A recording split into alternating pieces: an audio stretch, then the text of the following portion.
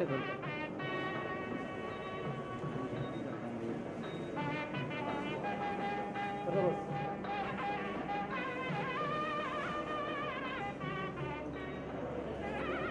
ಅಡಿಯಲ್ಲಿ ಕೂಡ ಬೆಟ್ಟಗಳು ಫೋಲ್ಟ್ಗಳು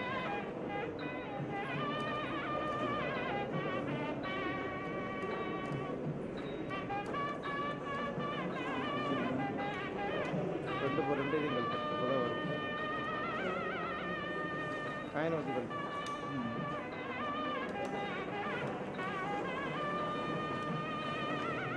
அது மூணப்படும்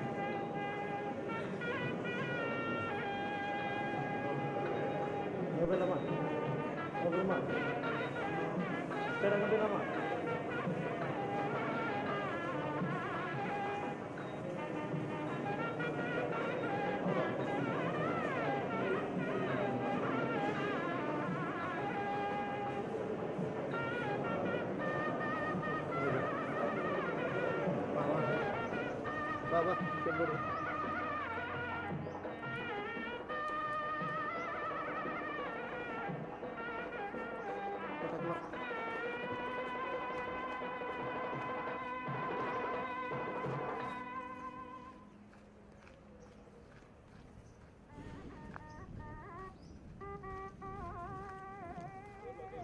Oh, stop.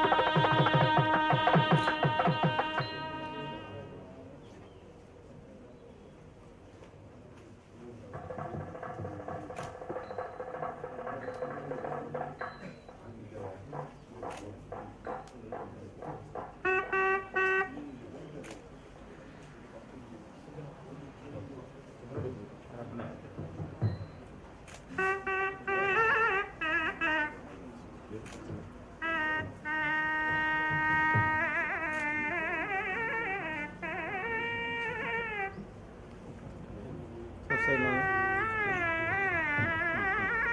సార్ కొంచెం సైడ్లో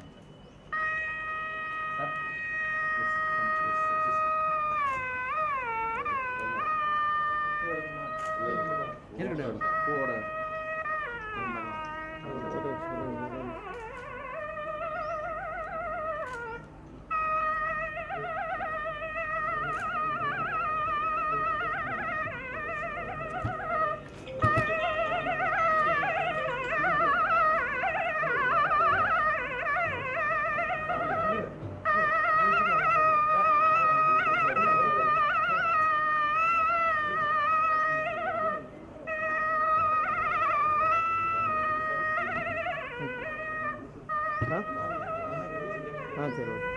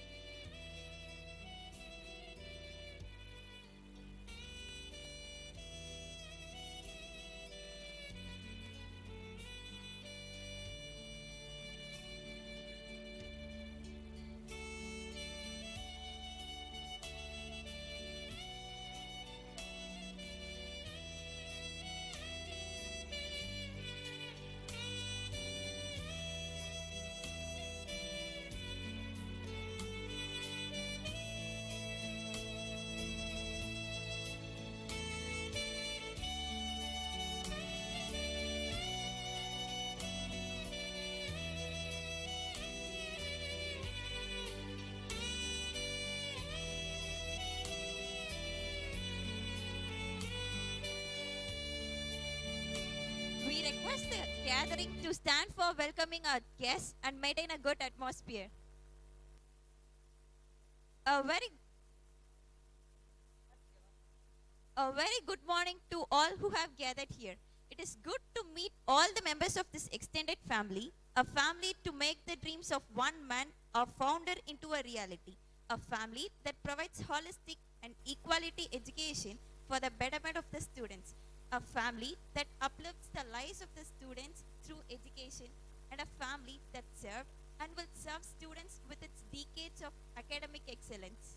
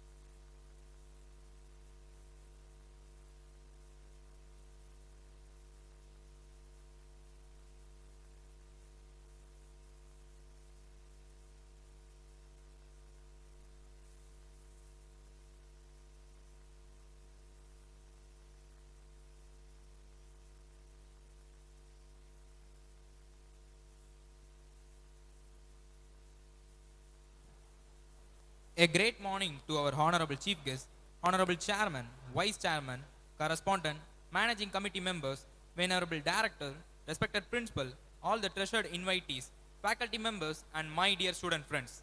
On the eve of 3rd Memorial Day of Kalvi Thanthai Thiru K.RAMASAMY, founder of K.R. Consortium and Institutions, I extend my welcome to everyone who have gathered here for the memorial lecture. I take this opportunity to thank all the well-wishers who have motivated and supported the growth of the college in the course of time. Let me thank everyone who have worked hard and has taken part to make this day even more meaningful. I welcome KR Consortium and institutions from. Let's start the program with a song of prayer. I request the gathering to stand for the prayer song.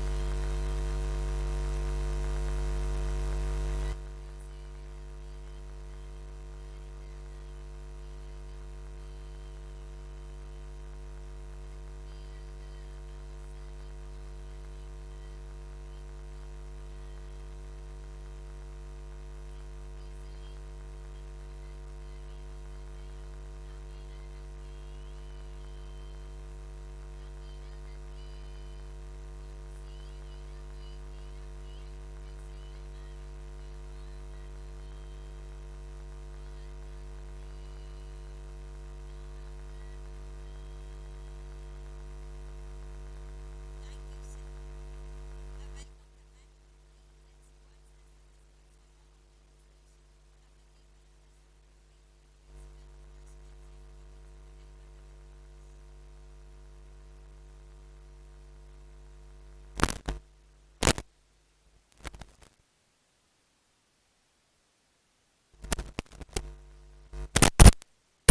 Director, United T.R. Manipur, and former Vice Chancellor, Manamani of Sundara University, Tirunelveli, respected Vice Chairman, Correspondent, Secretary, Management Committee members, Director, National Engineering College, Principals of Lakshmi Polytechnic College, K.R. Arts and Science College, staff members, students, parents, alumni, of CARE group of institutions, and ladies and gentlemen, good morning to all. The visionary leaders often sees what no one else sees, finding potential and opportunity in a time of change.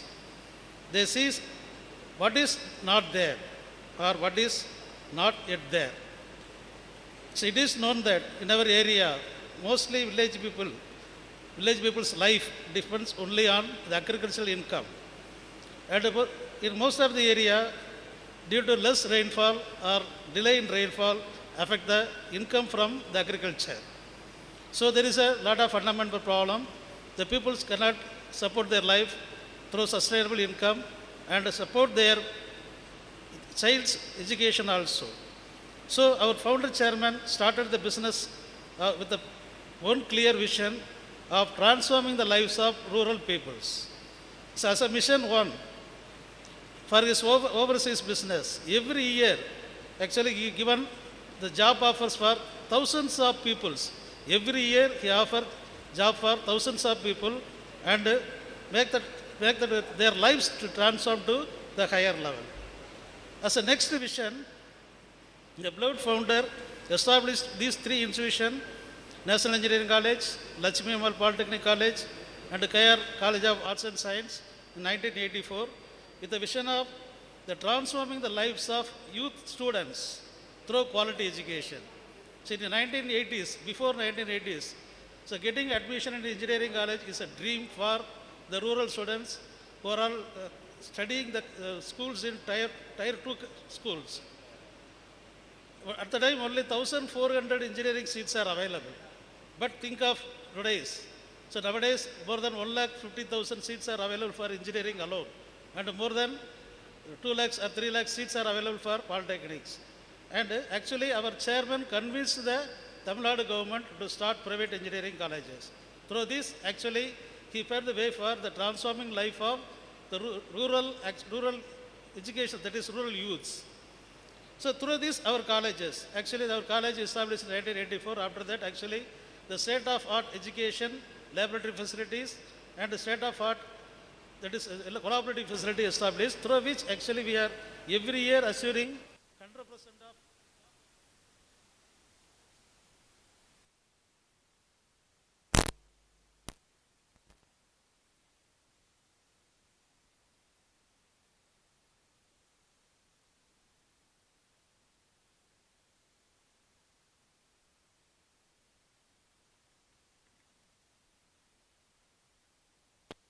Vice President, head of the divisions,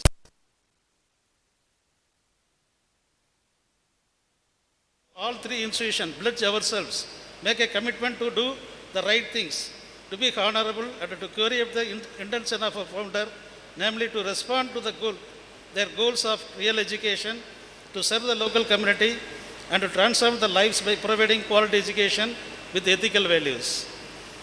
So in this occasion, actually, we are here to observe the third Memorial Day and to pay the floral tributes to our beloved founder chairman. So from today morning to evening, we have different type of events. So actually, this is one of the special event. In this occasion, we are going to have a memorial lecture by eminent personality. So in this occasion, on behalf of chairman, vice chairman, correspondent, managing committee members, Director, Principals of LIPC, K.R. Arts College, I welcome Professor Krishnan Bhaskar, Director, Indian Institute of Information Technology, Manipur, and former Vice Chancellor, Mananmani of Sundaram University, Tirunelveli, who is going to deliver memorial lecture on role of higher education institution in nation building, research, innovation, and entrepreneurship. Next, I welcome the trust lawyers, auditors, the management guests, press and media persons for this program. So next I welcome HODs, Deans, COE and faculty members and non-teaching members of the NEC, LAPC, K.R. Arts colleges who are attending the program from their institutions. Next I welcome the students, alumni, NEC, alumni of LEC, LAPC, K.R. Arts College for all participating in this program and watching the event through online. I welcome all parents, well-wishers and other stakeholders who are all participating through live stream. Once again, I welcome you all for this program. Thank you.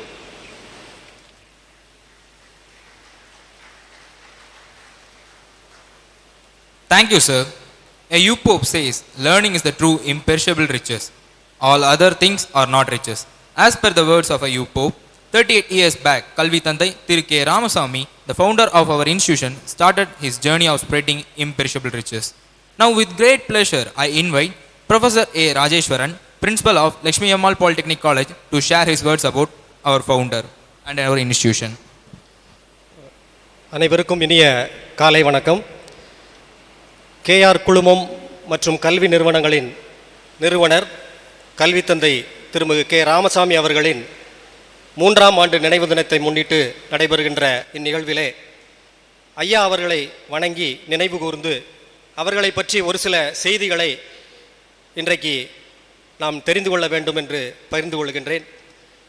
Nalattinputhur அருகில் உள்ள துரைசாமிபுரம் புதூர் கிராமத்திலே கிருஷ்ணசாமி ரெட்டியார் திருமதி லட்சுமி அம்மாள் தம்பதியினரின் புதல்வராக 17/9/1936 ஆண்டு அன்று பிறந்தார். அவருடைய பள்ளி கல்வியை மட்டும் தனது சிற்றூரிலே முடித்துவிட்டு பட்டறிவு கல்வியை பார் முழுவதும் தேடிச் சென்று படித்தவர். இளமையிலே மின்வாரிய பணியில் ஈடுபட்டு பின்னர் ஒப்பந்தக்காரராகி இந்தியா முழுவதும் பணிகளை செய்து அதன்பின் வெளிநாட்டிலுமே அவர்களுடைய பணிகளை சிறப்பாக செய்து சிறப்பெய்தினார். அப்பணிகளுக்கு நம் சுற்றியுள்ள கிராமங்களை சார்ந்த ஆயிரக்கணக்கான மக்களை வெளிநாடு குறிப்பாக குவைத் நாட்டிற்கு அழைத்து சென்று பணியில் அமர்த்தி அவர்கள் பொருளாதார ரீதியாக வசதி படைத்தவராக ஆக்குவதற்கு பாடுபட்டார். அவருடைய குடும்பத்தினர் இல்ல துணைவியாக திருமதி சின்னம்மாள் ராமசாமியும் புதல்வர்களாக திருமிகு கே.ஆர். கிருஷ்ணமூர்த்தி மற்றும் கே.ஆர். அருணாச்சலமும் அவர்களின் பெற்றார்.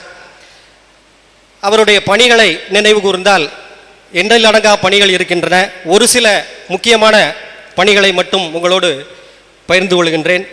கல்வி பணி, அவர் பொருள் ஈட்டிய வெளிநாடுகளிலே பொருள் ஈட்டிய அந்த பணத்தை பிறருக்கும் பயன்பட வேண்டும், அதிலும் குறிப்பாக இந்த பின்தங்கிய கிராமங்களில் உள்ள மக்கள் பயன்பட வேண்டும் என்ற நோக்கத்தோடு கல்வி பணிக்காக மிக சிறப்பான செயல்களை செய்திருக்கின்றார். அதனால்தான் நாம் எல்லோருமே இங்கே இன்று இருக்கின்றோம். முதலாக நாலாட்டின்புதூர் அரசு உயர்நிலைப் பள்ளியை அதற்கு நிலம் கட்டிடங்கள் கட்டித்தந்து மறைந்த தமது மகளின் நினைவாக கே.ஆர். சாரதா அரசு உயர்நிலைப் பள்ளி என்று பெயரிட்டு அப்பள்ளிக்கு வேண்டிய உதவிகளை செய்தார். பின்னர் அது மேல்நிலைப் பள்ளியாக தரம் உயர்த்தப்பட்டு தற்போதும் தொடர்ந்து செய்து வருகின்றனர்.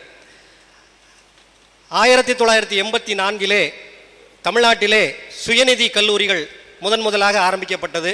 அப்பொழுதெல்லாம் பொறியியல் என்ஜினியரிங் படிப்பதற்கு இப்போ இருக்கிற MBBS அந்த டாக்டர் மெடிக்கல் சீட்டு மாதிரி கிடைக்கிறது அபூர்வம்.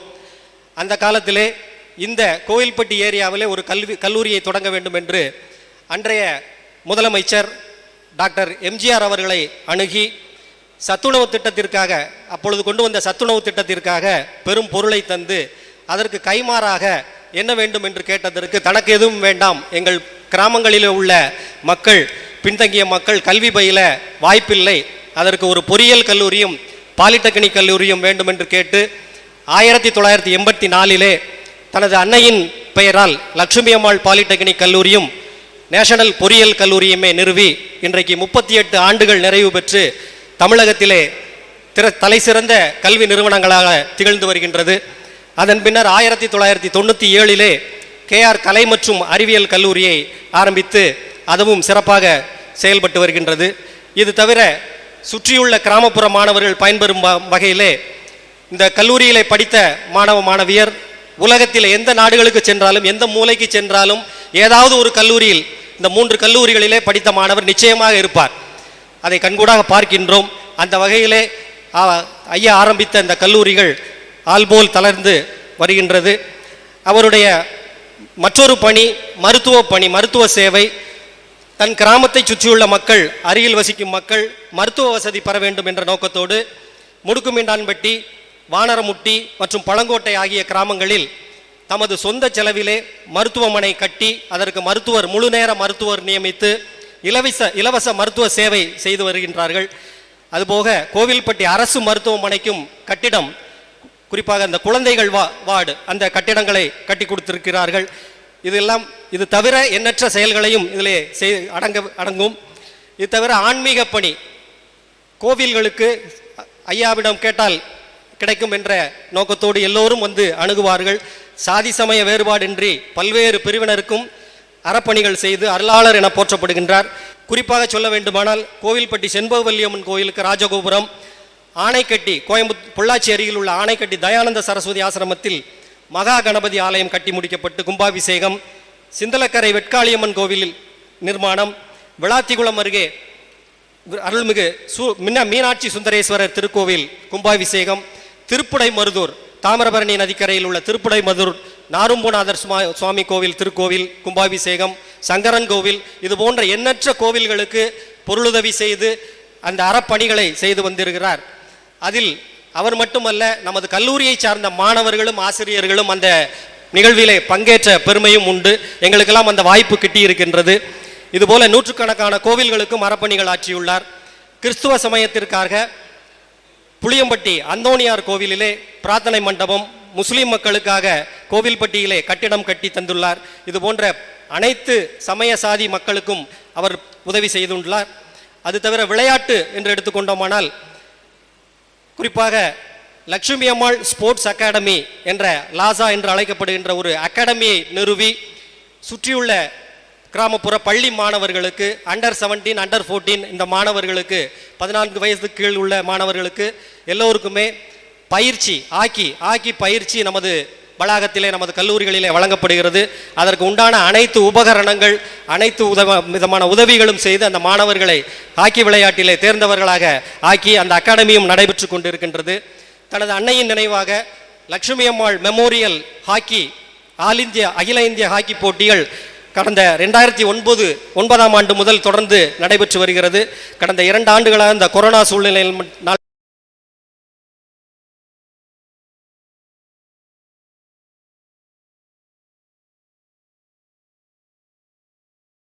உதவி செய்திருக்கிறார்கள். இது போன்ற சமூக பணி, எண்ணிலடங்கா சமூக பணிகளையும் செய்துள்ள அவர்கள் எளிமையானவர். அவருக்கு எளிமைக்கு எடுத்துக்காட்டு, அவர் எப்போது வந்தாலும் பாலிடெக்னிக்கில் உள்ள அந்த கூரை கட்டிடம், அவருடைய இடம் அதுதான். அந்த கூரை கட்டிடத்தில் தான் அமர்ந்திருப்பார் இறுதி வரை. அந்த கட்டிடம் தான் இன்னும் அவர் நினைவாக அந்த கட்டிடம் அங்கே இருக்கின்றது. இப்போ இது தவிர நான் என்னை பொறுத்தவரை அவரை சந்தித்த சில விஷயங்களையும் உங்களோடு பகிர்ந்து கொள்ள கடமைப்பட்டுள்ளேன். நான் இதே கல்லூரியிலே, நேஷனல் பொறியியல் கல்லூரியிலே 1986 முதல் 90 வரை பொறியியல் படிப்பு பயின்று பின்னர் லட்சுமி அம்மாள் பாலிடெக்னிக்கிலே பணியாற்ற வாய்ப்பு கிடைத்தது. கடந்த 36 ஆண்டுகளாக இந்த கல்லூரிகளோடு நான் தொடர்பு கொண்டுள்ளேன். தற்போது 2018 முதல் முதல்வர் பொறுப்பேற்றிருக்கின்றேன்.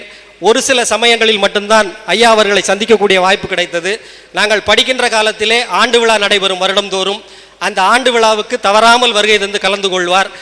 அந்த ஆண்டு விழா நிகழ்வு முடிந்தவுடன் ஏதாவது ஒரு இசை கச்சேரி அல்லது ஒரு கலை நிகழ்ச்சி இருக்கும். அந்த கலை நிகழ்ச்சியும் இறுதி வரை இருந்து இரவு 1 மணி 2 மணி வரை அனைவரோடு இருந்து எல்லோரும் வீட்டிற்கு சென்ற பிறகுதான் ஐயா கிளம்பி செல்வார்கள். அந்த அளவுக்கு ஒரு பொறுப்புணர்வோடு எல்லோரையும் அரவணைத்து வந்த ஐயா அவர்கள் 2019ஆம் ஆண்டு இந்த நம்மை விட்டு பிரிந்தார்.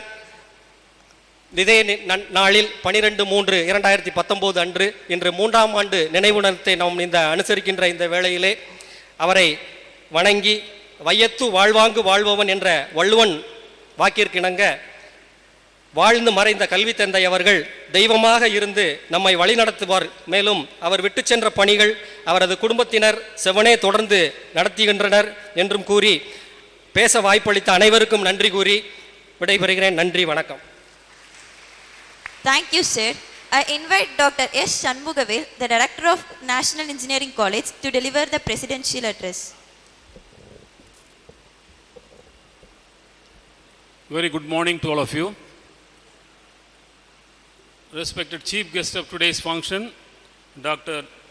Professor Bhaskar, Director, Indian Institute of Information Technology, Manipur, and also former Vice Chancellor of MS University, Tirunelveli, and my distinguished colleague at Anna University. Respected Vice Chairman, respected correspondent, respected Secretary, and members of the management, the principals of various institutions of our management, dear faculty members, students, members of the press and media, and ladies and gentlemen. At the outset, I would like to thank our chief guest for having accepted our invitation to deliver the third memorial lecture of our founder chairman, Thiru K.RAMASAMY. And the lecture will be delivered on the topic of role of higher education institutions in nation building through research, innovation, and entrepreneurship. And our chief guest has chosen a very apt topic for this lecture, and he has wide experience in this area. I am sure we will all be immensely benefited out of this lecture. And regarding the vision of our chairman, founder chairman, we can understand nowadays the All India Council of Technical Education, the University Grants Commission, and other national educational policy is emphasizing on equitable, affordable, accessible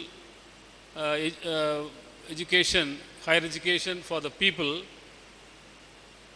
But our chairman, around 40 years back, had a farsightedness to understand these requirements of our society, and he has established the educational institutions with the idea of equitability. That means all the deserving persons in and around the area, particularly in rural areas, should get access to the higher education, and also the education should be affordable. So in these respects, our founder chairman took sufficient care to see that we are not collecting fees which is not affordable by the people, and we are always concerned about whatever may be the rules and regulations, but concerned about providing access to this education to the people in and around this region. And we understand that our chairman used to tell, our former founder chairman used to tell, that whenever we insisted on the certain marks for admission, cut-off marks for admission to our institutions, but our chairman used to tell us that you should relax this cut-off marks, because people in this region may not be able to score that high marks to get this access to this education. So we should also consider their situation, and then appropriately we have to modify our rules for admission and rules for fees, etc. And we are very happy to learn that these principles have been very strictly followed in our institutions. And one other important system that has been practiced in our institutions because of our chairman is the transparent administration. So transparency is these days is being emphasized by everybody, and our chairman had this vision in his mind long back. So we should all celebrate this vision of our founder of affordability, accessibility, transparency, of providing higher education to the people in this region. So that is very important. And we are all enjoying the fruits of such a visionary thought. And on this day of remembering our founder chairman, let us all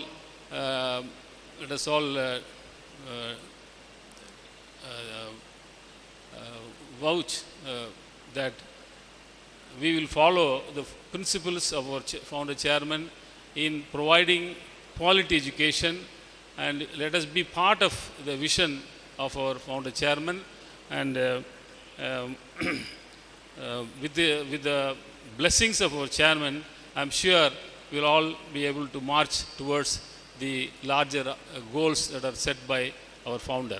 So with these few words, I thank the organizers for giving me this opportunity to be with you today on this occasion. Thank you very much.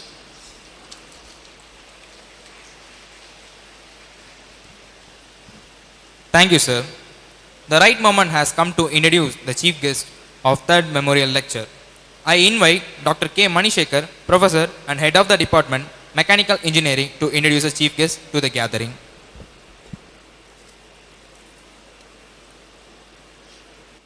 A very fine good morning to all.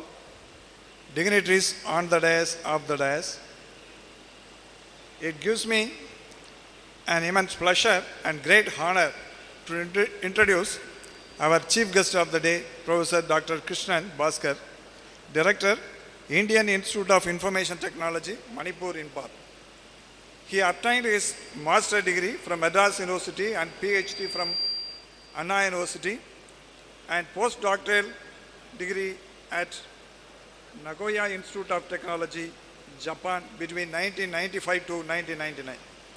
He joined in Anna University, Chennai as a faculty in 1991 and served for 30 years. He occupied various key positions: Director of Center for International Affairs, Director Crystal Growth Center, Director Center for Technology Development and Transfer during his tenure at Anna University, Chennai.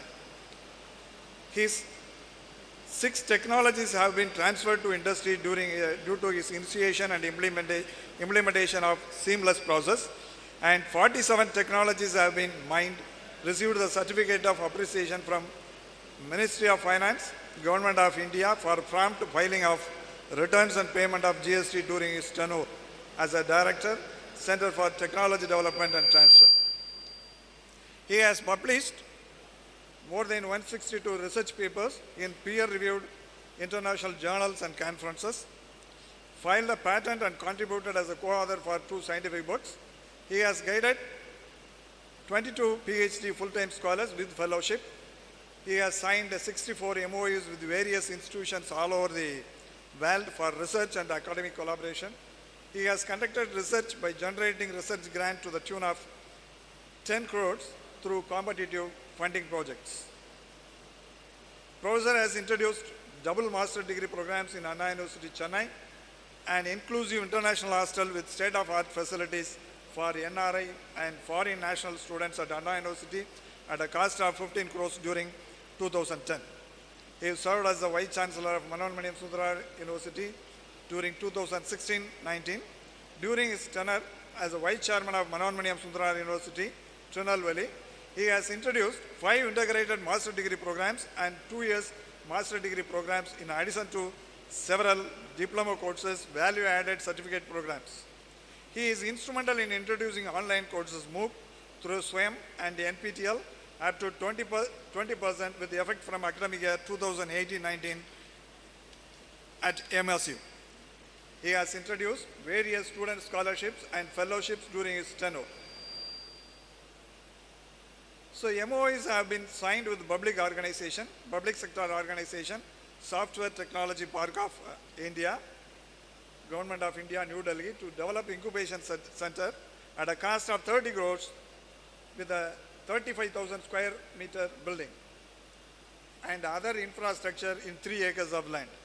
He also signed MOU with Indian Institute of Geomagnetism, Department of Science and Technology, Pune, for research cooperation with 2 fellowships every year. Professor has also established 1 megawatt grid-connected solar power plant with the grid connectivity at a cost of 6 crores at MSU. He has also developed new infrastructure, own buildings for constitution colleges, green initiatives, wide roads, new hostels, ICT-enabled classrooms, quotas at a cost of 50 crores at MSU at Manonmaniam Sundararayan University during his tenure. MSU was ranked as 93 in the country in NIRF in 2019. Mananmaniyam Sundara University was accredited by NAC during his tenure and elevated to A grade from B grade, and backed fifth position among the state public universities in Tamil Nadu. Further, he was a visiting professor at the Royal Institute of Technology, Stockholm, Sweden, during 2001 and 2004. The Royal Institute of Technology in Stockholm, Sweden, awarded him the title of docent for his research accomplishments in semiconductor materials technology in 2001. He was appointed as a search committee member by the governor of Jammu Kashmir for the selection of chancellor for Sri Mada Vaishnava Devi University, Jammu in July 2019. He served as a chairman for National Assessment and Accreditation Council, peer review committee. He is also a NAC accreditation ambassador for UGC.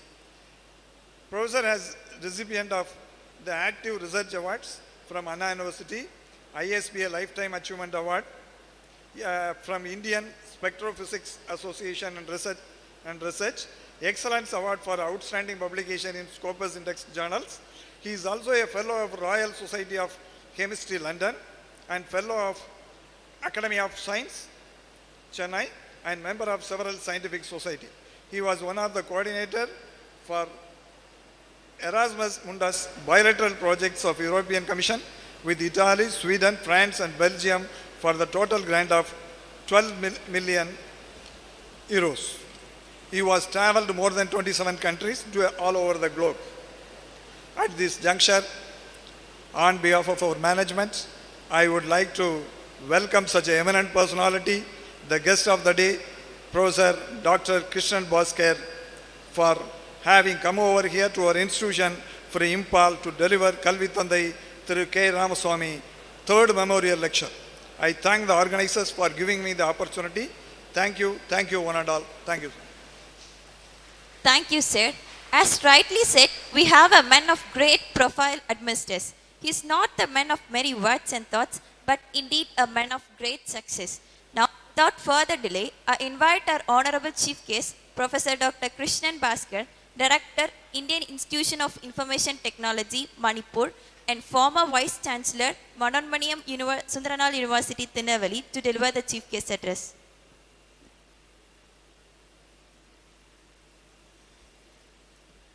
The most respected, the Madam Chairman of this great institution, the Vice Chairman, Thiru Ramamurthy, the Correspondent, Mr. Arunachalam, the Secretary, Treasurer, and the members of the management, the Director of this National Engineering College, Dr. S. Shanmugavel, the principals of these colleges, and invitees, participants, dear students, press, and media.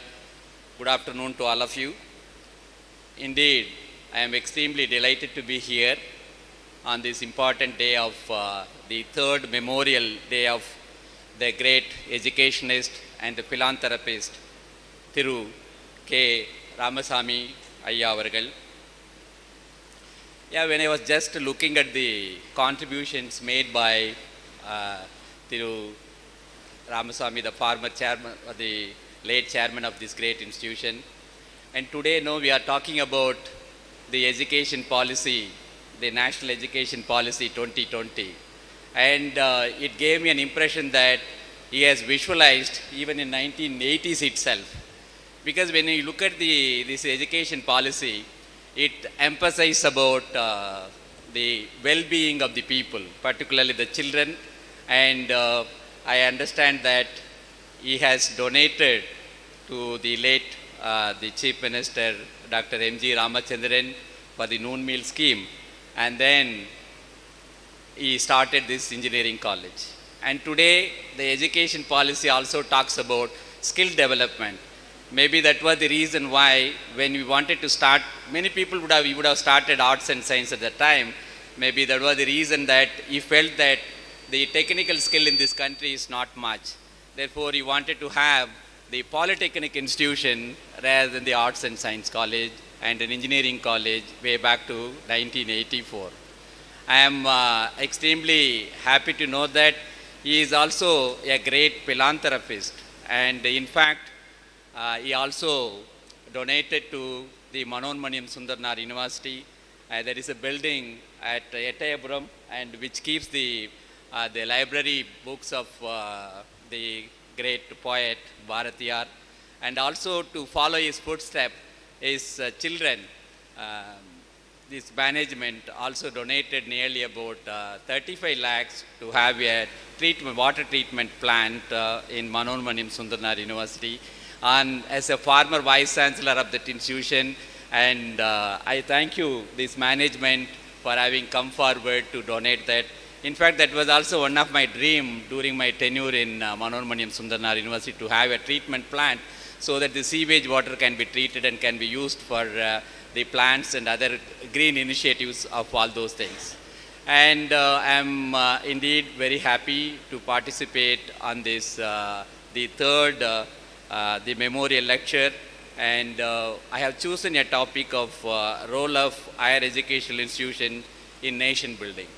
When I look at this institution's profile also, and I am extremely happy that definitely, and I am also had that they are going for the NAC assessment and accreditation process, and looking at the infrastructure, the kind of contributions they have been continuously making in terms of various outreach programs to adopting various villages, and also with respect to the national policy which is talking about the employment opportunities by creating entrepreneurship.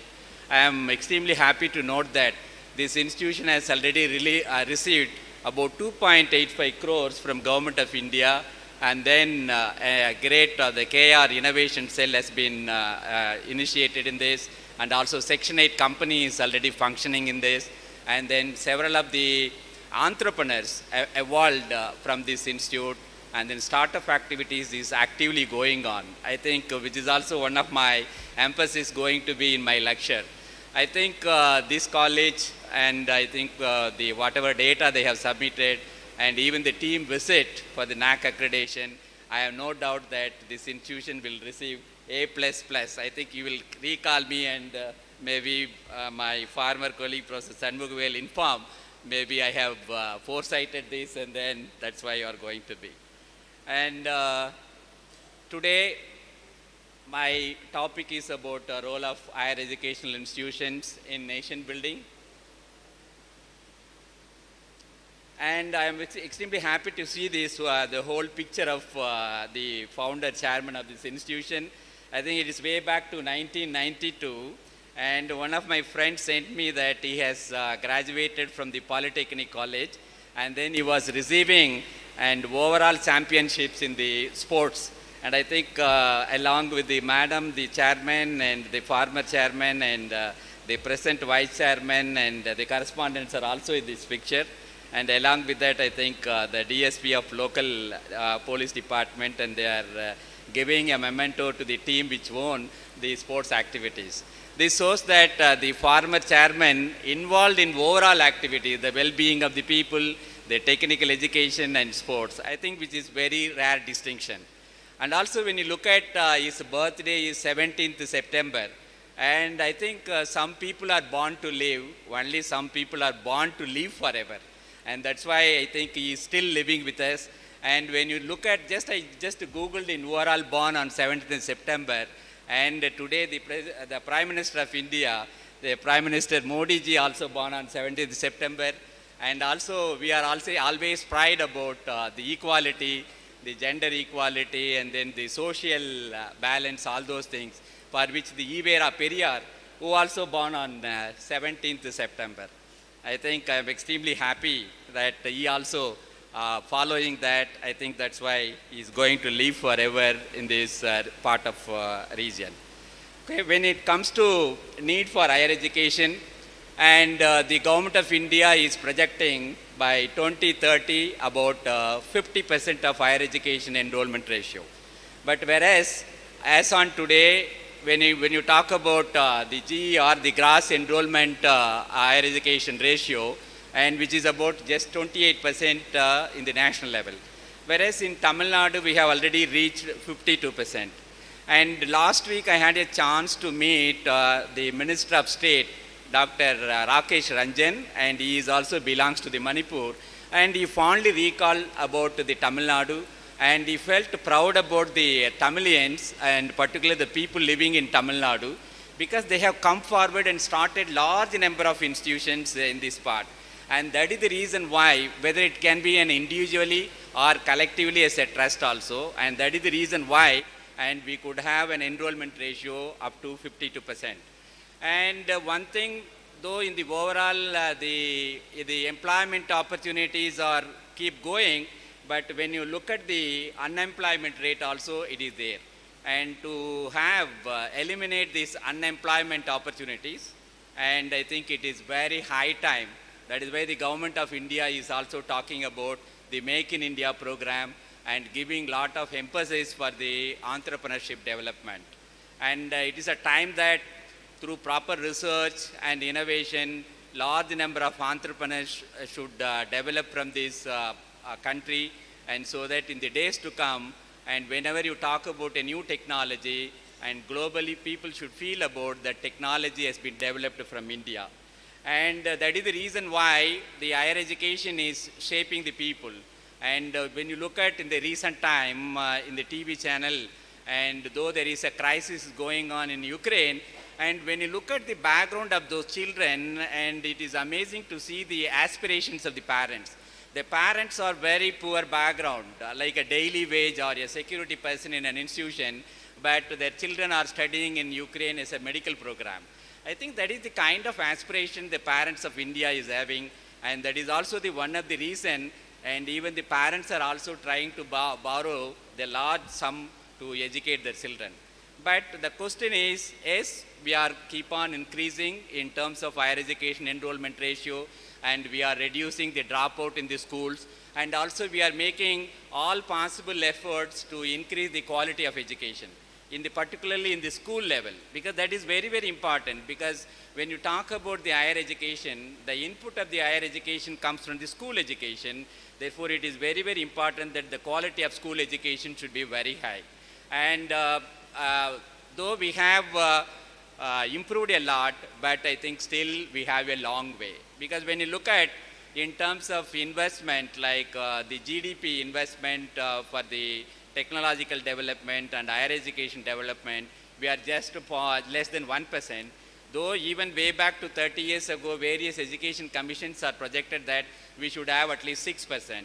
Now the India is looking at the private partnership also will be such a way that they will also contribute in the days to come more than 6%. I think these are all some of the things which are happening, so that when our graduates graduate from the institutions, and they will get a large number of employments. Okay, next. And yeah, as I mentioned that when you look at the scale also, and as on today, there are 55 million graduates are waiting, looking for an employment. Of course, many of them are also getting the good job, and maybe some of them getting the job which they are interested, and maybe some of them are forced to take up the job, and some of them still looking that the days are not far up to have a good job. I think that situation needs to be changed. That can happen only through a proper research in the educational institutions. Because research is very, very important. Next slide, please. Next slide, please. And now let us see that how higher educational institutions will contribute in nation building. Next slide, please. And it can happen only through research, innovation, and entrepreneurship. And then when I look at the mindset of research, innovation, and entrepreneurship are different. When you talk about research, it is about new ideas and new ways. But when you talk about an innovation, and it is basically you apply and create creative solutions. But when you talk about an entrepreneur, the entrepreneur is basically from knowledge activity to employment related activity, which is more on the commercial related activity. Next slide, please. And when you talk about education, research, consultancy, and when you look at what is the difference between education, research, and consultancy. But when you talk about an education, the education is basically the preparation of unprepared minds. That's what it happens in most of the higher education institution also, and that is why the students come to the higher education institutions to get learning. That means it's mostly a knowledge activity. When it comes to the research which is basically an inspired mind, and inspired minds and then innovation minds. That means which is again the inspired mind and innovation minds also a knowledge activity.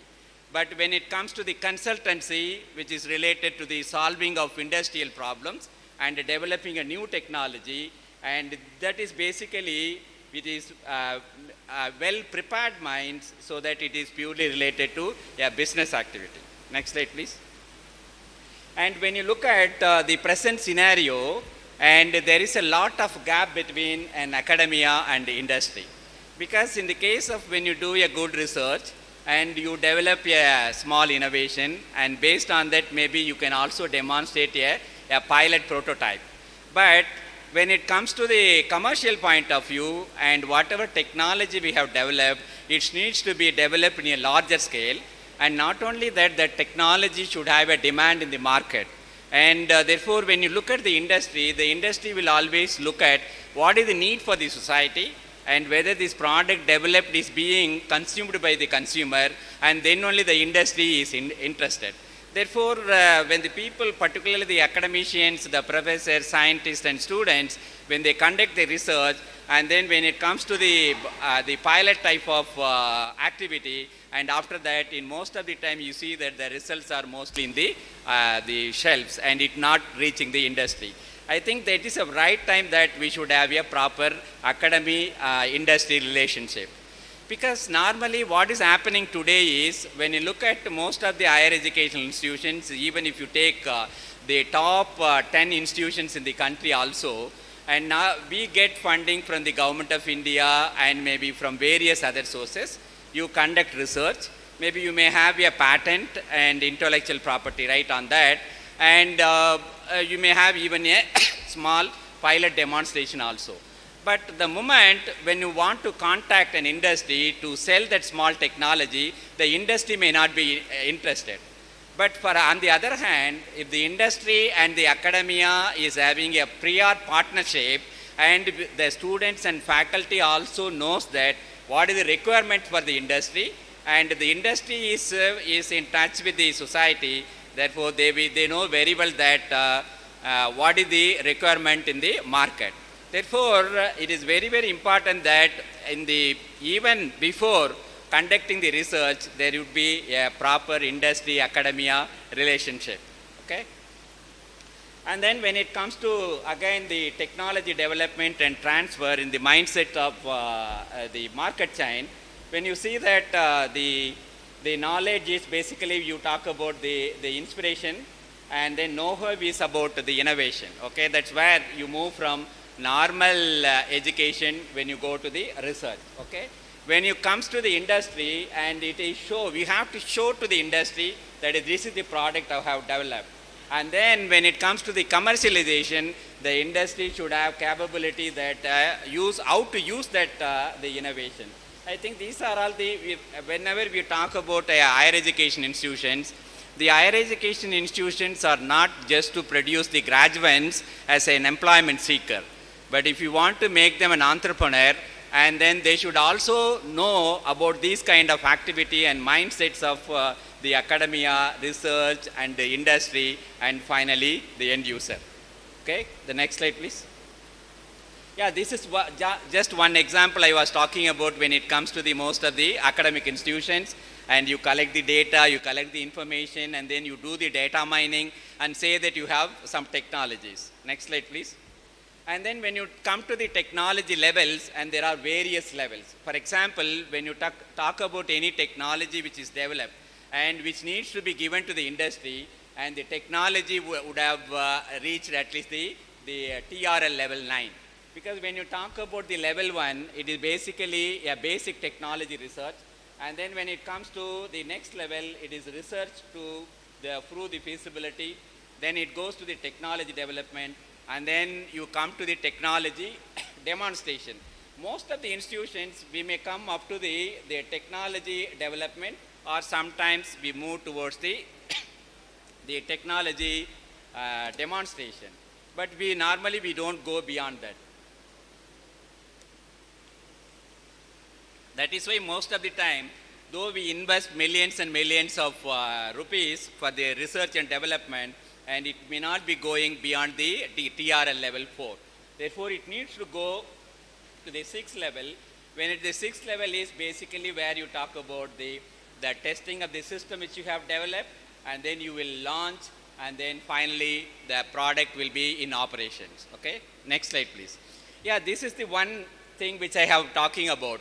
What is happening in this country today is you develop some technology, you contact so many institutions, more than 700 institutions. This is what has happened in Anna University when I was a technology development and transfer director. We have collected the data and then we mined the technology. We have collected about 45 technologies, but we have contacted these various institutions. But when we contacted these industries, and you see that the response is very poor. Why the response is poor? Because their industry priority is different from what is the priority we have in academic institutions. And that is the reason when you have a poor response. And that is why I mentioned about we should have a prior academy and industry partnership. Then this situation will not happen. Next slide, please.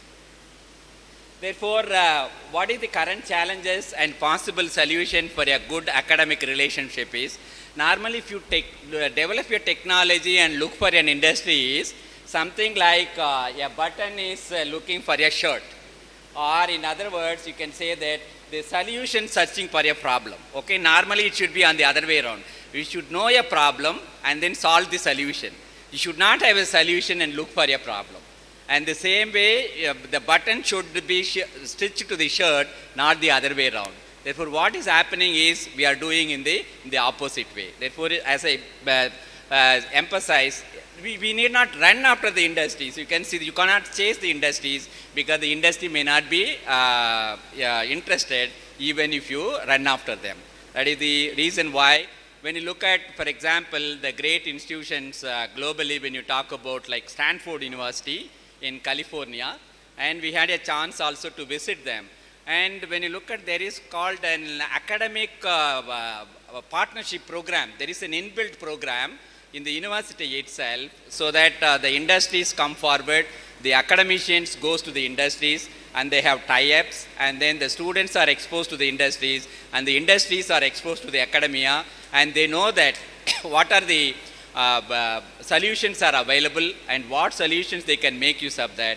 And if you look at the Stanford universities, the most of the research facilities, the top end high class, when you talk about, for example, my area being the electron devices and optical devices, the whole infrastructure in terms of clean room, fabrication of the device, and even the pilot production facilities, all are established by the industries. But when you look at the industries, who are all behind those industries are basically the alumni of those Stanford universities. I think that situation has to evolve in this country so that you can see that in the long way, these employment related challenges can be avoided. Okay, next slide, please. Yeah, this once again, and if you go into the detail about the mindset, and there are several parameters like the time sense. When it comes to the academicians, and we are not worried about the time sense. You continue to do research, but you will be happy about that. But when it comes to the industry, business process, but this is an immediate process because they cannot wait for a long time. That we have to, as an academician, we should understand that. When it comes to the motivational aspect, the motivational aspect for the academician is like a pure recognition. If you give some awards and then encouragements, the scientist is happy. And if you give an appreciation to the student or give you a first rank certificate, he will be happy. But when you talk about an industry, and there is basically a profit motivated. What is a profit which I am going to get out of this? Okay. Therefore, when it comes to the risk proposition also, the risk proposition is again you can see that should be minimized in terms of the financial risk, because the companies will not prepare to have a financial risk, but whereas the academicians will not worry about the financial risk, but they are compromising with the time and idea risk. They can move from one idea to another idea, but the industry cannot risk when it comes to the investment.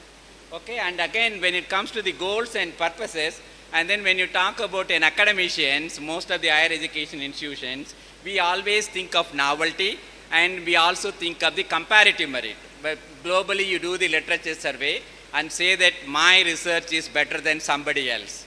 Okay, and we can always claim that I have a novelty and there is an innovation. But that approach will not work out when it comes to an industry. Okay, the industry is related to the competitiveness, because he is worried about who is the competitive person who are also in the same product manufacturing and then who are in the market. Therefore, the industry is, the purpose is different, the goals are different.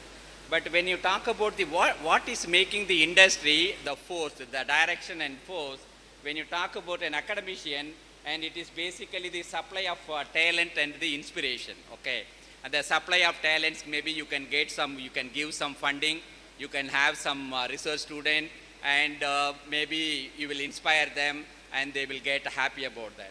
But when you talk about a company, and the company is based on the demand pull. What is the demand in the market? Whether this institution is going to die, or whether this institution is going to grow like a Microsoft or Apple. I think that is the more basic the direction and force in when we talk about the industry, because their force is different from what is the force of an academician. Therefore, we have to have a proper mindset. It is very, very important that we have a proper mindset so that we cope with the industry, then only we can have a good academia-industry partnership. Yeah, therefore, to have a good academia-industry partnership, what do you need? You need to have a research culture in an academic institutions. And therefore, when you talk about a research culture, and then the students, the faculty members, they should get funding from various funding agencies. You have to write several project proposals and then do a follow-up. And when you bring the money, the institution should have a proper procedures how to spend the money. Because when you get a public money, every rupee is accountable, and then it is auditable, and therefore it is very, very important that there is a set guidelines framed in the institutions which are in line with the state and the central agencies, so that the money is spent in a record time, so that you get a subsequent grants. And during the conduct of the research, and you should also think of what is the creativity there, what is the novelty is there anyone has already done in this particular area, and if it is not there, you have to protect your idea and concept, novelty and product. Okay, it can be a prototype, it can be the process, and it can be an idea, and it can be a design. Okay, it can be idea, design or process flow, still you can patent it. Therefore, the students and faculty should know that what is meant by an intellectual property right, how to protect it, and how can I file an IPR. Therefore, there should be a patent cell in an higher education institution, and we should guide the students and faculty members so that they can protect their IPR. Because once the institution have large number of good IPRs, then you can also see that the industries and globally people are looking at. Because when we talk about an IPR, it can be a local solution, it can be at a national level, or it can be also at a global level.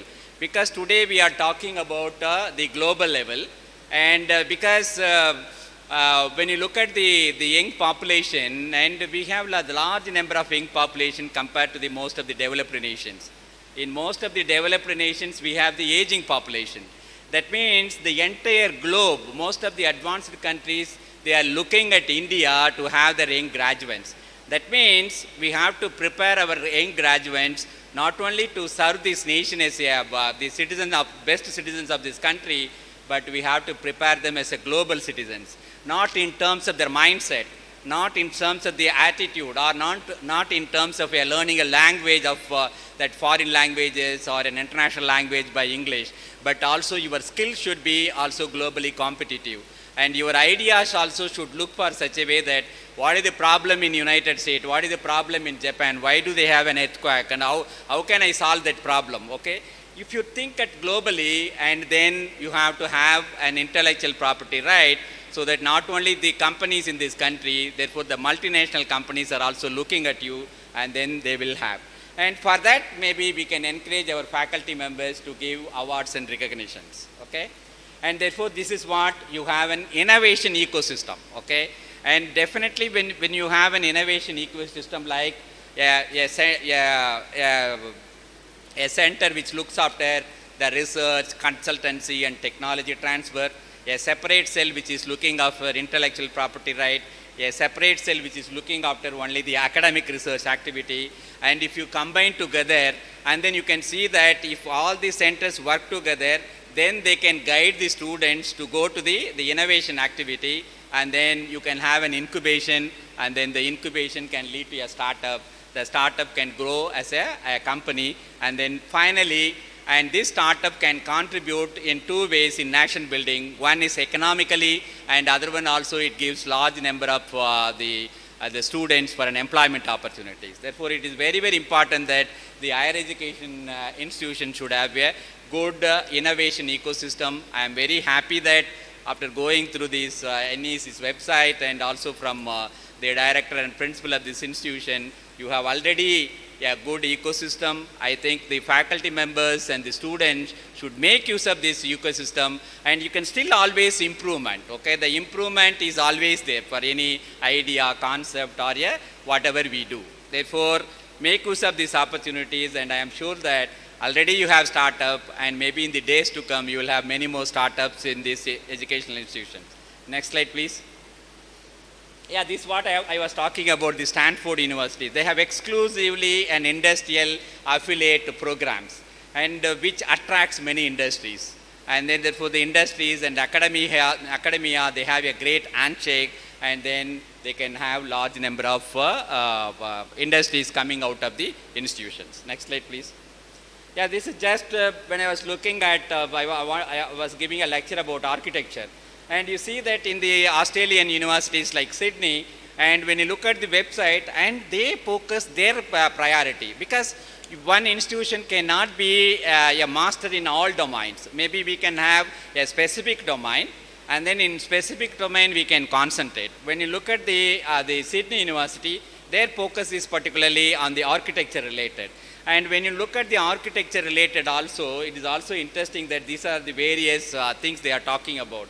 They are talking about the design, they are talking about the building science and technology, and they are talking about the urban and regional planning and policies. Because today we are talking about the smart cities. And then when you talk about the smart cities, and if the smart cities objectives are realized, and the number of people who are going to migrate to these smart cities is more than 30 crores. When you compare this 30 crore volume, and it is equivalent to the population of US. And if such a huge volume is moving to the urban areas, and what kind of infrastructure we are going to provide?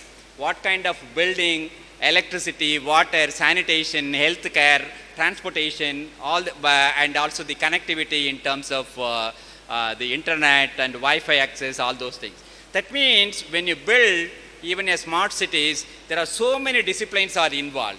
And therefore, it is very, very important that our students should also have a multidisciplinary learning. That means the student should get exposed to the interdisciplinary learning. That means a mechanical student should not just talk about mechanical only, and he should know what's going on in economic aspects of this country. And he should also know, suppose depending on his interest, what is going on in artificial intelligence. Maybe he should also get interested about how to have my production facility. Therefore, he can think about a production facility design management system. Therefore, depending on their interest, and they should have an opportunities to select those curriculums. And this is also some of the points being emphasized in the new education policies.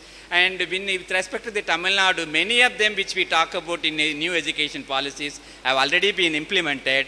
But we are just in volumes, but we have to improve the quality. That is the main challenge with us. Next slide, please.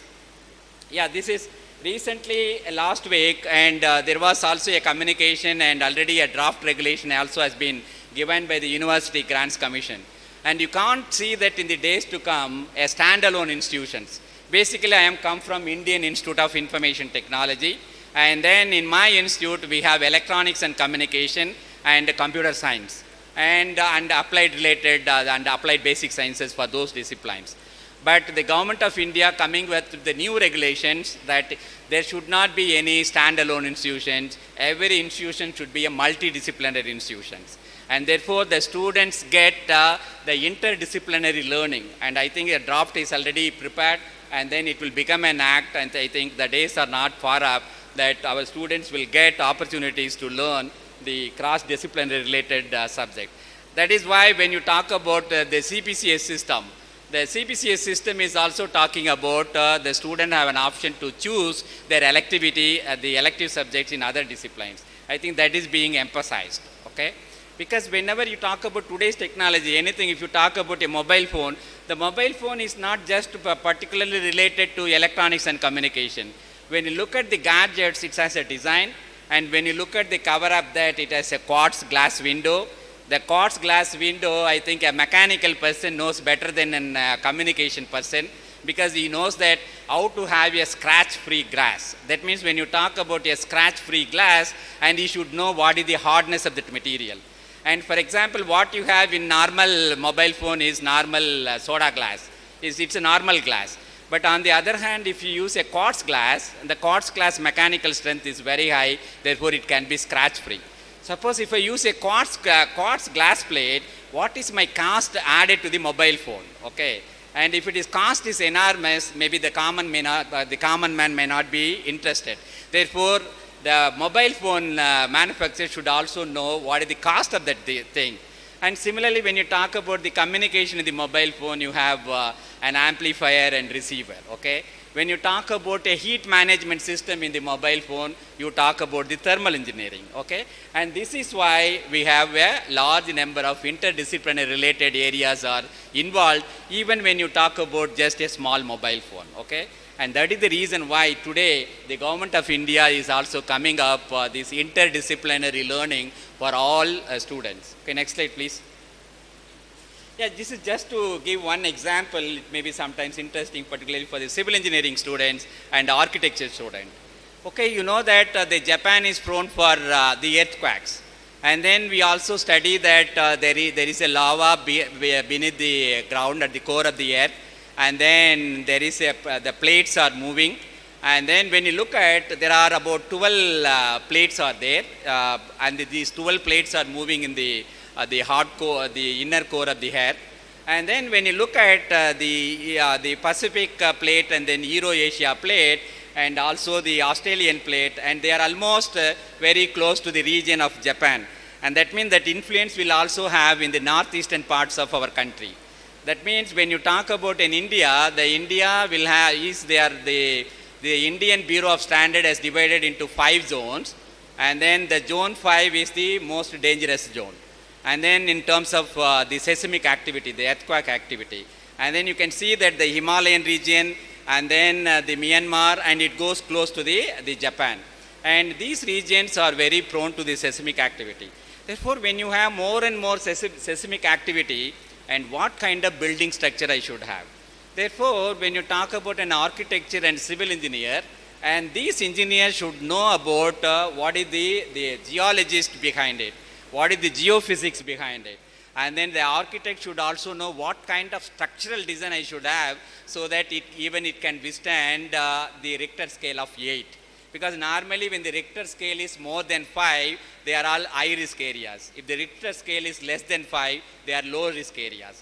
Therefore, if it's a low risk area, whether I can go for a skyscraper kind of building, like a multi-storied building, when it comes to the high risk areas like northeastern states and the states in the Himalaya, and what kind of building structures you have.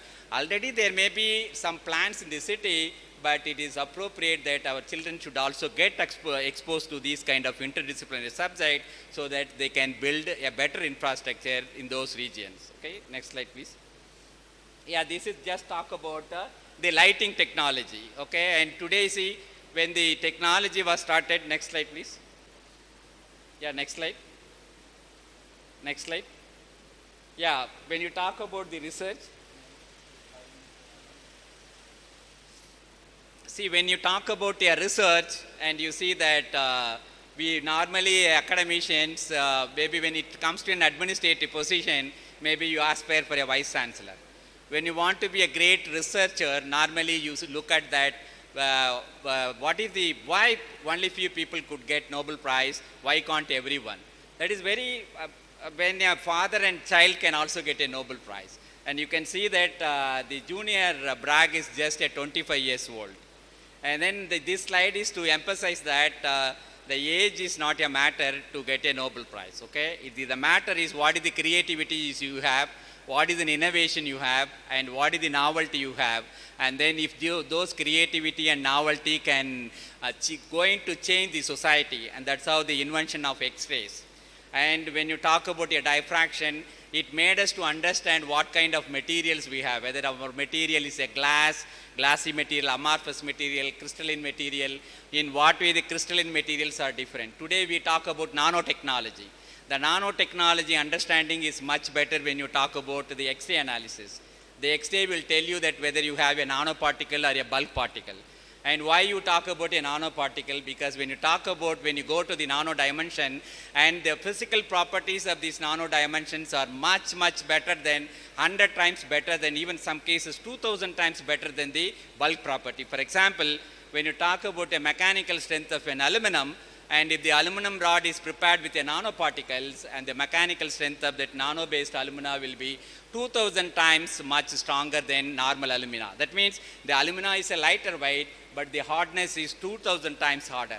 If you have such a material, and when you talk about the aerospace engineering, it must be very much useful.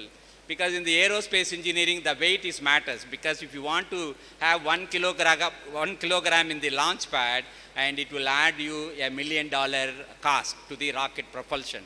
And therefore, these are some of the technologies that have evolved because of the inventions of the X-rays and X-ray diffraction. Okay, next slide, please. And then you see, when you talk about the Indian Nobel laureates, and way back to in pre-Independence Day, Sir C.V. Raman could get a Nobel Prize. Okay, and we all proud that he is basically from this state, Tamil Nadu. But the later part of his research, after his presidency college in Chennai, and then the undergraduation in the Tiruchi, and then he moved to the Indian Association of Cultivation of Sciences, IACS. And then wherein he pursued his research on optics, and then that led him to discover the Raman effect. And today, you know, the Raman effect is highly useful to have a drug discovery. Because when you talk about an organic molecules, the organic molecules are being used to prepare our drugs, whether it is an hypertension, or whether it is your diabetics, or the life-saving medicines. Most of the life-saving medicines, you have an organic molecules. And the understanding of the organic molecules is happening today because of the Raman effect. Okay? And when you look at the discovery of the Raman effect also, it was only his curiosity. Because when he was traveling from Mumbai to London to participate in a conference, and where he was received by great people like Rutherford and Dodd in London, and then he was thinking about why is the sky is green and the ocean is, sky is blue and the ocean is blue. And then at that time, he knows that the Rayleigh has already proposed that it is because of the scattering. But he was not convinced that, because if it is a scattering, the infra of when you talk about a sunlight, you have all 7 colors. Why you have a UV light scattering alone? And then he started experimenting and believed that, and whenever a light falls on any material like a molecules, like a liquid, and then they absorbs and then they gives energy to the system. That means the light which is coming out of the matter is, the energy is more sometimes and the energy is less, and then some of them are scattered. Therefore, you could find out that there are 3 different phenomena. One is a scattering, and in addition to that, there is a change in wavelength. One is the wavelength is longer, means the energy is less. The other one is the wavelength is shorter, means energy is more. And then along with the K.S. Krishnan, and K.S. Krishnan also born in Srivilliputtur, I think you can also see his residence there. And then along with his PhD student, he could convincingly do the experiment and then tell to the world that, and it's not only the scattering, but there is also, you have the Raman effect, you could prove on that, there is a change in wavelength, okay? And that was the only Nobel Prize. We have to think, in 1925, when he was talking about this Raman effect, and then think of what is the situation of this country, economic well-being of this country, the health care of this country, everything will be much, much worse than what we have today. But the education which you would have received may be much better at the time. Maybe the ambience, the ecosystems are such a way that it has created those minds in those systems. I think it is the right time we should think about that. That is why both Government of India and higher educational institutions are focusing much about the creative, innovative ecosystem in an higher educational institutions, so that it will lead to the lot of discoveries and inventions. And other Nobel laureates are, you see that the Chandrasekhar, and for him, the Raman is happened to be a maternal uncle.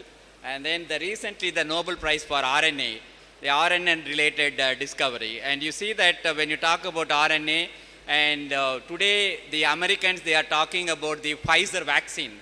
The Pfizer vaccine is basically the RNA based technology. I think the Venkatraman has gave a great the insight, the understanding of RNA, and that is the reason why today the Americans could develop the Pfizer vaccine, and normally which is well recognized also. Okay, and there are, when our people, when they are in outside the country, both Chandrasekhar and Venkatraman has did collaborations with UK and US, and then Chandrasekhar did about the black holes in US. When our people in outside also they are performing, that means this shows that their ecosystem in outside countries are much better. Therefore, we should also think about that, and we have to develop. And maybe with this last slide, maybe I would like to conclude, and just to say that how the lighting has transformed the society. So you see, when you way back about when we live with the fire, wood and all, and later on we moved to the oil, and then incandescent lamps. All of us know that the incandescent lamps also made a revolution. And because I also should feel very maybe grateful to Edison, and also the then Chief Minister M.G. Ramachandran, because when M.G. Ramachandran was the Chief Minister of the state, he wanted to give electricity, at least one light to the every hut. And before that, I was reading with the kerosene lamp, and you can see that kerosene lamp, lot of smoke will come, and you can see that in the nose there may be lot of nanoparticles of carbon. But after getting the one light, and we could happily study. That means Edison has made a difference. He made a difference. That means the people can also work during night. You can also work such a way that you can make lot of developments. I think when you talk about discoveries, the Edison made one of the discoveries is the incandescent lamp. Okay. When you talk about an incandescent lamp, when you look at the technology is basically a resistance based. Because when the current flows through the resistance, it offers an heat. The heat is developed into red hot. The red hot means nothing but a flame. That means when you put an electricity to the incandescent lamp, the most of the energy is used to produce an heat rather than light. Therefore, the power consumption is more, but the light intensity which you get out of the bulb is less. Okay? And that was the discovery made by Edison. Maybe for the young children, I want to recall, and you see that he had an attention deficiency disorder. Okay? That means basically he is a disabled person. Okay? And but you see that his skills are extraordinary, and he was the first person to demonstrate that the electricity can be transferred from one city to the other city, and then the electricity transferred was direct current at the time. And then he could made a company, and the Edison company, and then large number of people are working. And though the Edison is a great inventor, you see that he was not afford to transmit the direct current to longer distance. Because when we was trying to transmit the direct current to longer distance, and you see that the current loss is very high. Therefore, he failed the technology there. Therefore, he is producing an electricity in one places, but if he wanted to transfer the current to other cities, but it is not reaching them. Therefore, at that time, the Westinghouse has developed a new technology called alternate current technologies. And then when you transmit alternate current with a very high voltage like 11,000 volts, and you see that the transmission loss is minimum. And then because of that, the Edison could close his company, and later on he merged with the General Electric. And you see the General Electric company which we are talking about, the US, that is the origin was the Edison company. Therefore, the innovative knowledge, there is a lot of new concept, but you could not update beyond that what is the transmission rate of alternating current, what is the transmitting distance of direct current. Therefore, he failed that, therefore he could not able to succeed. Okay, still today we are talking about the alternate current technology for the power transmission. That's why the reason why you talk about for long distance cables, it's 11,000 kV. When it comes to short distance, you talk about the 240 volts. Okay. When it comes to the lighting technology, again, we have moved to fluorescent lamps. The fluorescent lamp is basically made on the mercury discharge tubes. And therefore, when you touch, you can touch the fluorescent lamp, but you can't touch the incandescent lamp. Because in the fluorescent lamp, light is produced more by consuming the energy. But the problem with the fluorescent lamp is it contains a mercury. And when you discard these fluorescent lamps on the earth, you can see that you are going to contaminate with high metals like mercury. When you contaminate high metals with mercury, the high metals will normally affect the reproductive system. And if it affects the reproductive system of all living beings, you can see that after some time, including human beings, will become extinct. And therefore, people have think of alternative technology, and now we have moved to the light emitting technology. Okay? And light emitting technology will have much more efficiency, and for which in 2014 the Nobel Prize was given. Because my area of research is also the light emitting diode technology. Okay, next slide please. Yeah, it is the history, and I think you can rush my slides. These are the three people who got the Nobel Prize for the lighting technology. And I also had the chance, me and my students also had the chance to work with these Nobel laureates in Japan. Next. Yeah, these are the minimum infrastructure to need to develop a lighting technology. Your director is very well aware of this technology. I brought these projects to the tune of about 10 crores in Anna University, and we could manage to develop a blue LED technology. And the blue LED is what we are talking about here, white light by using an yellow phosphor. Next slide, please. Yeah, this is how your LED will look like using quantum bells and other things. Next slide. Yeah, this is the basic fundamentals of when you talk about a light emitting diode. Next slide, please. And here you can understand that when you want to understand the efficiency, you should know what is a quantum bell, what is an optical confinement, what is a refractive index. What I want to emphasize to our young children is, whatever you have studied up to the 12th grade, that is very, very important. That is the foundation, because you study about the refractive index, you study about the scattering. You can see that that is the basic principles which you have applied when you want to make a light emitting technologies. Next slide, please. Yeah, these are also something like called the quantum well confinement. I think all of you also study in your first year about particle in a box. The particle in a box is basically, it is applied when you develop your LED technology, whether it's a laser light, semiconductor laser light, or a white light diode. Next slide, please. And this is again a band gap engineering technology. And one more thing, this Professor Kromer has announced this kind of LED technology concept in way back to 1975. But when he proposed, and his research paper got rejected. And then you see that today the technology is being, even a Nobel Prize was given. In 2000 he also got the Nobel Prize. Therefore the people, my colleagues who are working in high-end research, sometimes when you may propose an idea, maybe that idea may not be understood by somebody. It can be too, your idea can be too poor, that's why they are rejecting. Maybe your idea is so innovative, maybe others are not accepting. That is the second one happened to with respect to the Kromer. But today when we talk about a laser light, like red lasers, the blue lasers, the semiconductor lasers, they are all evolved because of the concept of Kromer. Okay, next slide please. Yeah, this is the Nobel Prize which he got along with the others for the integrated circuits in 2000. Next slide please. You see that because of the invention, you see when you talk about an integrated circuit, how many people are working in the globally? It's a large number of people, because the communication information technologies, in terms of fiber optics, in terms of television, mobile phones, all these things have happened because of the discoveries of those people. Because when you talk about the speed of the computer, you want to increase the number of the FET transistors, and you are talking about the size of the transistor so that you can have more and more transistors so that the speed of the transistor will be very high, the process speed of the computer will be very high. That has happened because of the CHROMAS technology. Okay, next slide please. These are some of the fundamentals. Yeah, you can move on. Next slide please, next slide. Yeah, this is what I am talking about, the lighting technologies. Today you see that though it is the lighting is belonging to electronics and communication and optical engineer, and when it comes to the interior design of the architecture, it also goes to the architecture. The architecture should know about the dangers involved in the light. For example, if you're using an ultraviolet light, the ultraviolet light can be used for the sterilization process.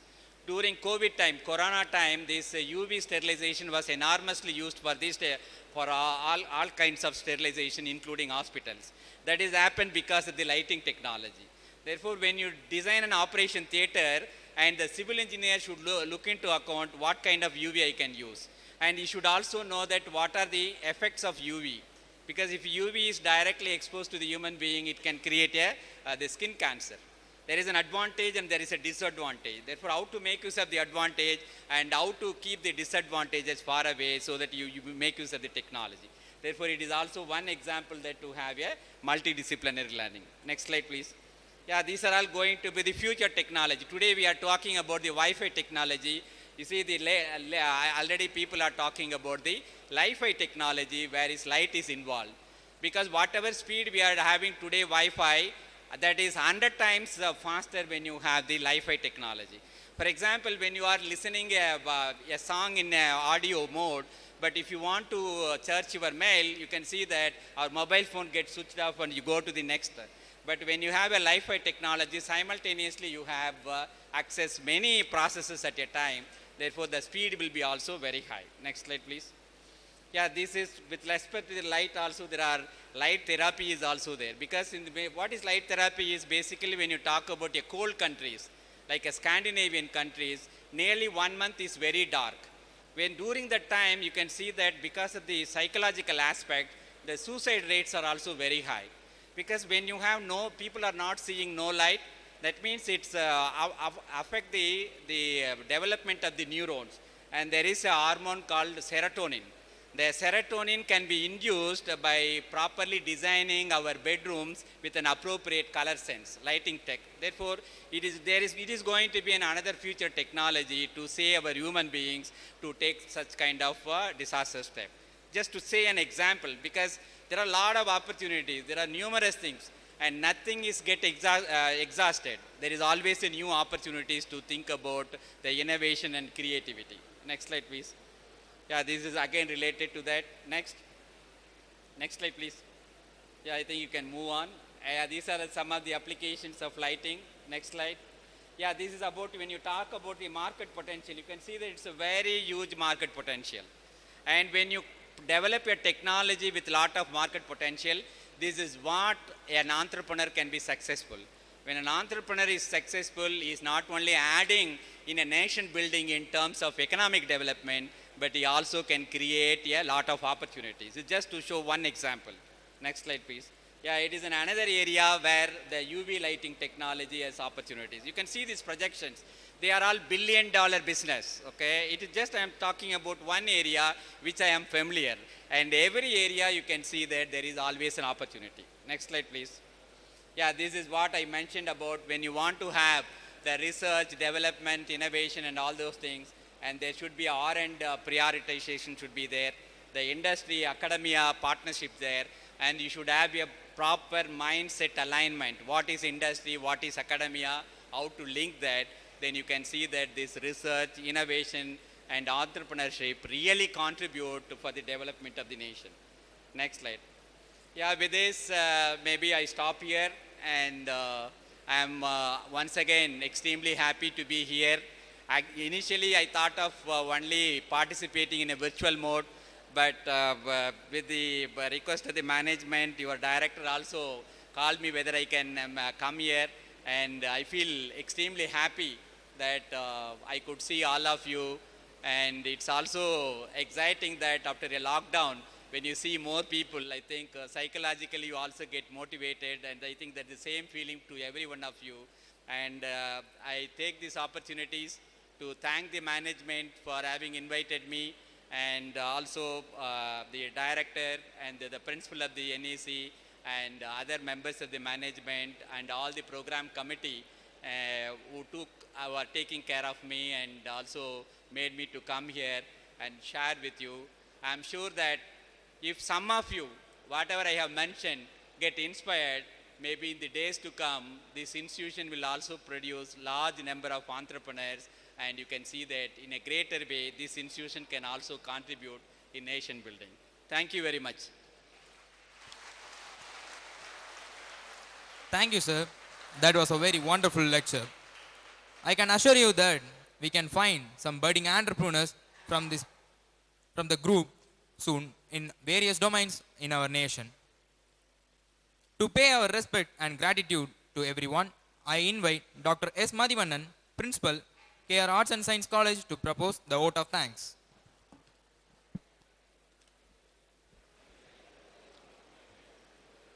Good afternoon, all.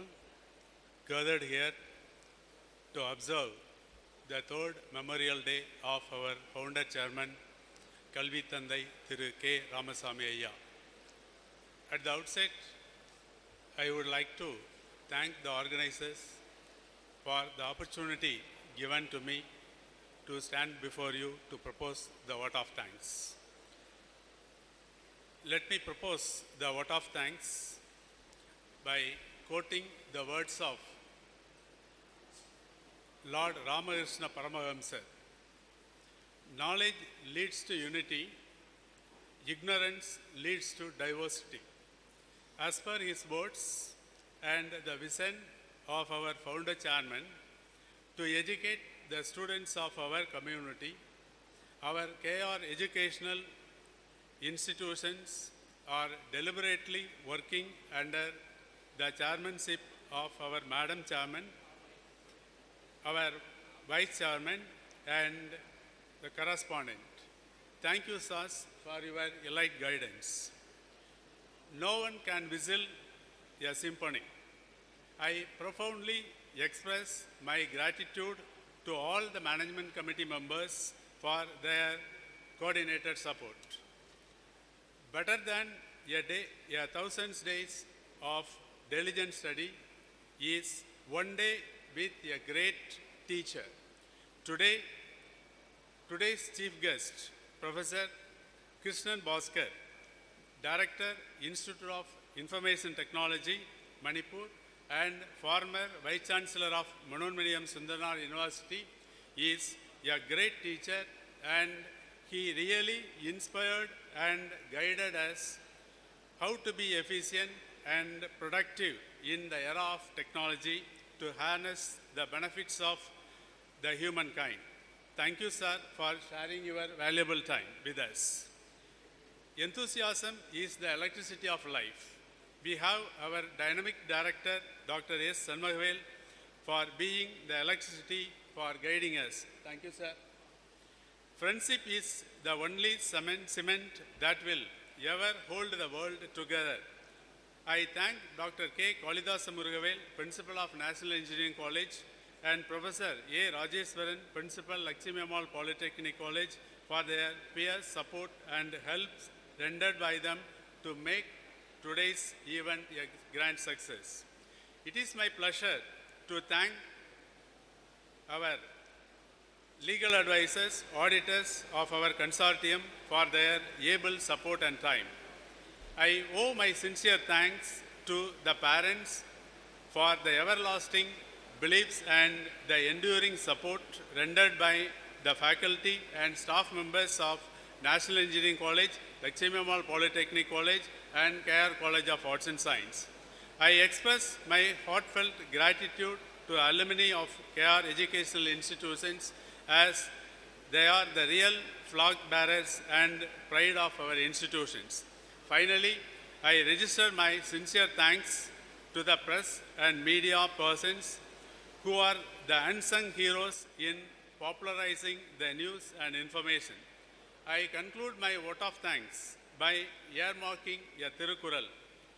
நயனோடு நன்றி புரிந்த பயனுடையார் பண்பு பாராட்டும் உலகு. நீதியையும் நன்மையையும் விரும்பி பிறருக்கு பயன்பட வாழும் பெரியோரின் நல்ல பண்பை உலகத்தார் போற்றி கொண்டாடுவர். The world applauds the character of those whose usefulness result from their equity and charity.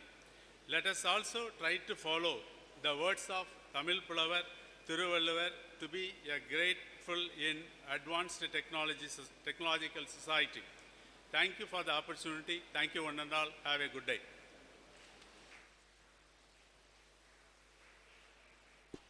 Thank you, sir. We have come to the end of the program. I request the gathering to stand for national anthem.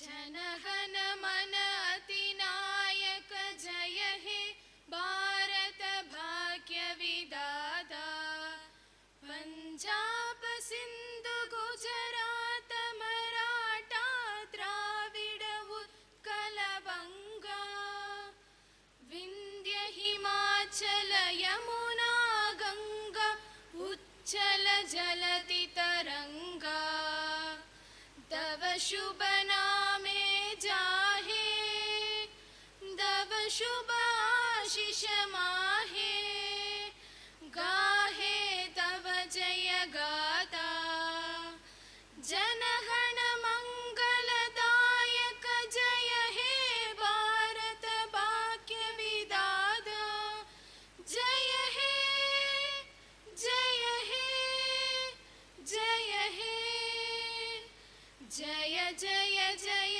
जय हे. Thank you all for your patience and presence. I request all the staff members to pay the tribute to Kalvi Thanthai Thiru K.RAMASAMY. The bus is waiting outside.